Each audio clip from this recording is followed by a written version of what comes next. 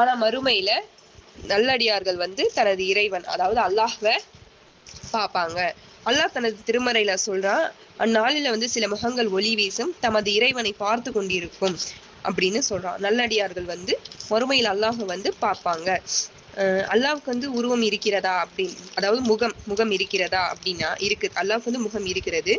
அதற்கு நபி ஸல்லல்லாஹு அலைஹி வஸல்லம் ஒரு ஹதீஸ்ல சொல்றாங்க, உங்கள ஒருத்தர் வந்து சண்டை போடும்போது பிறருடைய முகத்தை வந்து தாக்காதீர்கள்.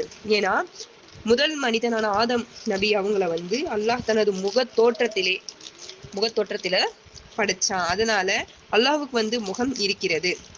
அல்லாஹ்வுக்கு வந்து கண்கள் இருக்கிறதா அப்படின்னா அதற்கு ஆதாரம் வந்து நபி ஸல்லல்லாஹு அலைஹி வஸல்லம் அவங்க சொல்றாங்க, தஜ்ஜால் வந்து ஒற்றை கண்ணுடையவன், ஆனா அல்லாஹ் வந்து ஒற்றை கண்ணன் அல்ல அப்படின்னு வந்து நபி ஸல்லல்லாஹு அலைஹி வஸல்லம் அவங்க வந்து சொல்றாங்க.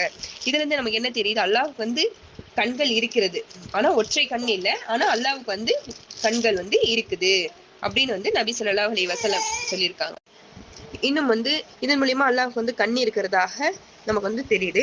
அப்புறம் வந்து அல்லாஹ் வந்து பார்க்கக்கூடியவனாகவும் செவியுறுபவனாகவும் இருக்கின்றான் அப்படின்னு அந்த வசனத்தை அபூ ஹுரைரா ரலியல்லாஹு அன்ஹு வந்து ஓதுறாங்க.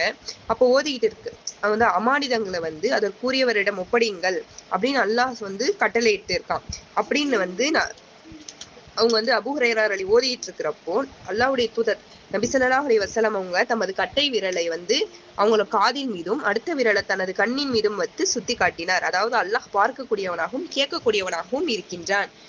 இன்னும் வந்து அல்லாஹ்வுக்கு கைகள் இருக்கிறதானா? ஆம், இருக்கிறது. மறுமையில அல்லாஹ் வல்லமையும் மாண்புமிக்க அல்லாஹ் என்ன பண்ணுவான்? மறுமை நாள வானங்களை சுருட்டி தனது வலப்புறத்திலும் பூமியை சுருட்டி தனது இடது கரத்திலும் எடுத்துக்கிட்டு அல்லாஹ் என்ன சொல்லுவான்? நானே அரசன், அடக்குமுறை செய்தவன் எங்கே, ஆணவம் கொண்டவன் எங்கே என்று அல்லாஹ் வந்து கேட்பான் அப்படின்னு வந்து அல்லாஹ் வந்து கேட்கிறான்.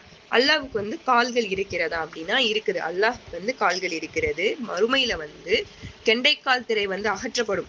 அப்போ வந்து சஜ்ஜா செய்வதற்கு அழைக்கப்படும் போது அந்நாள்ல வந்து